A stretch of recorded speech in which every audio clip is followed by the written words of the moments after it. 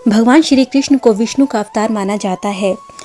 कहा जाता है कि जब भगवान विष्णु श्री कृष्ण के रूप में धरती पर आए तो उन्हें भी अन्य मनुष्यों की भांति ही दुखों का सामना करना पड़ा और उन्हें एक ऐसा श्राप झेलना पड़ा जिसके चलते उनके समूल वंश का विनाश हुआ।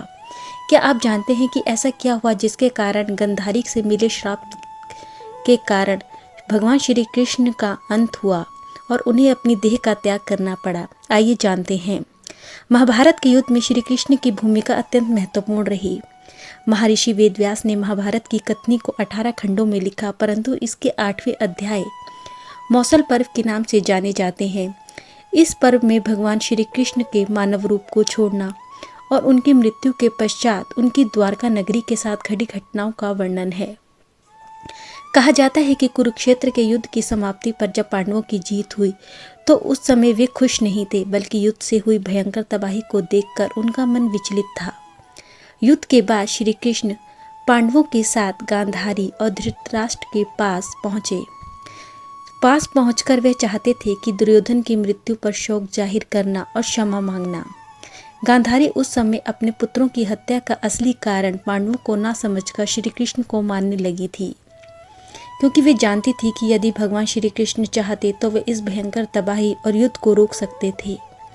सामने श्री कृष्ण को खड़ा देखकर वे श्री कृष्ण पर चिल्लाते हुए कहने लगी, आप द्वारकाधीश हैं जिनकी पूजा मैंने खुद विष्णु अवतार मानकर की है। आप चाहते तो अपनी शक्तियों से इस विनाश को और मेरे पुत्रों की हत्या को रोक सकते थे। बेटी की मृत्यु क्या होती है? यदि आप जानना चाहते हैं तो जाकर अपनी माँ देवकी से पूछिए, जिसने अपने 7 बच्चों को अपनी आंखों के सामने मरते देखा है।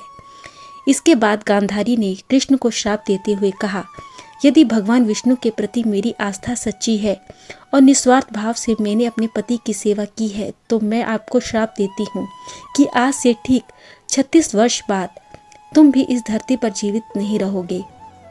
द्वारका तबाह हो जाएगा और जिस तरह मेरे कुल का नाश हुआ है ठीक वैसे ही तुम्हारे कुल का भी नाश हो जाएगा। गांधारी के दिए इस श्राप को भगवान श्री कृष्ण ने मुस्कुराते हुए स्वीकार कर लिया। कहते हैं कि गांधारी का यही श्राप यादव वंश के विनाश और भगवान श्री कृष्ण की मृत्यु का कारण बना। कहा जाता है कि युधिष्ठिर का राज्याभिषेक हो जाने के पश्चात श्री कृष्ण द्वारका नगरी चले गए और वहीं रहने लगे। इसके बाद घटी दूसरी घटना ने भी इस श्राप को सच साबित किया।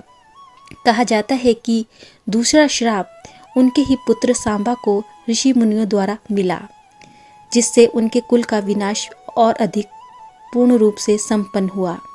कहा जाता है कि भागवत पुराण के अनुसार एक बार श्री कृष्ण के पुत्र साम को एक शरारत सूझी। सामने आए ऋषि मुनियों को देखकर उन्होंने जानबूझकर एक स्त्री का वेश धारण किया और शरारत करने लगे, जिस पर ऋषि मुनि भड़क गए और उन्होंने सांबा को श्राप दिया कि वो एक ऐसे लोहे के तीर को जन्म देगा जिससे उसके कुल का विनाश हो जाएगा। श्राप मिलने पर घबराए सांबा ने इसके बारे में उग्रसेन को बताया। उग्रसेन ने सांबा को कहा कि वे एक तीर का चूर्ण बनाकर उसे प्रभास नदी में बहा दे। ऐसा करने से वह श्राप मुक्त हो जाएगा। ऐसा कहते हैं कि जिस तट पर इस चूर्ण को जमा किया गया था वहां पर एक खास तरह की नशीली घास उग आई थी और इसके बाद से ही द्वारका में अशुभ संकेत दिखने लगे। श्री कृष्ण का शंख, रथ, सुदर्शन चक्र और बलराम का हल अदृश्य हो गया। कहा जाता है कि इसके बाद द्वारका नगरी में अपराध बढ़ने लगे और बढ़ते पाप को देखकर श्री कृष्ण ने द्वारका वासियों से प्रभास नदी के तट पर ही अपने पापों का प्रायश्चित करने को कहा। लेकिन द्वारका वासी वहां जाकर नशीली घास का सेवन करने लगे। नशे में चूर होकर वे एक दूसरे से खून के प्यासे हो गए। गांधारी का श्राप सच हुआ और यदुवंशियों आपस में ही लड़कर खत्म हो गए। अपने कुल का ऐसा नाश देखकर श्री कृष्ण व्यथित हो गए। भागवत पुराण के अनुसार भगवान श्री कृष्ण एक समय इसी प्रभास क्षेत्र के पास पीपल के पेड़ के नीचे विश्राम कर रहे थे। तभी जरा नामक एक बहेलिया ने श्री कृष्ण को हिरण समझकर उन पर तीर चला दिया, जो उनके तलवे में जा लगा। इसी तीर को बहाना बनाकर भगवान श्री कृष्ण ने अपनी देह का त्याग किया। पूर्व जन्म का कर्म। वानर राज बाले ही था बहेलिया जरा। पौराणिक कथाओं के अनुसार कहा जाता है कि श्री कृष्ण को तीर मारने वाला बहेलिया पिछले जन्म में बाली था। दरअसल त्रेता युग में प्रभु राम ने जब अवतार लिया था तब उन्होंने बाली को छिपकर तीर मारा था और उन्होंने अपने अगले जन्म और अगले अवतार के समय उसी बाली को जरा नामक बहेलिया बनाया और अपने लिए वैसी ही मृत्यु चुनी जैसे उन्होंने त्रेता युग में राम बनकर बाली को दी थी। द्वारका नगरी का समुद्र में डूबना। कहा जाता है कि श्री कृष्ण की मृत्यु के पश्चात पूरी की पूरी द्वारका नगरी समुद्र में डूब गई। लोक कथाओं के अनुसार भगवान श्री कृष्ण ने अपनी द्वारका नगरी बसाने के लिए समुद्र देव से जगह मांगी थी। भगवान के इस आग्रह को वे ठुकरा न सके और पीछे हो गए। इसके बाद समुद्र में से निकलने वाली जगह पर भगवान श्री कृष्ण ने द्वारका नगरी का निर्माण किया।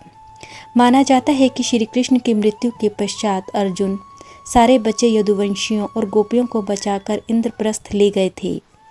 अपना मानव अवतार पूरा कर जब भगवान हरिशीर सागर में चले गए तो समुद्र देव ने अपना विस्तार कर द्वारका नगरी को पुनः अपने भीतर ले लिया। इसके साथ ही सोने से बनी द्वारका नगरी हमेशा हमेशा के लिए समुद्र में समा गई।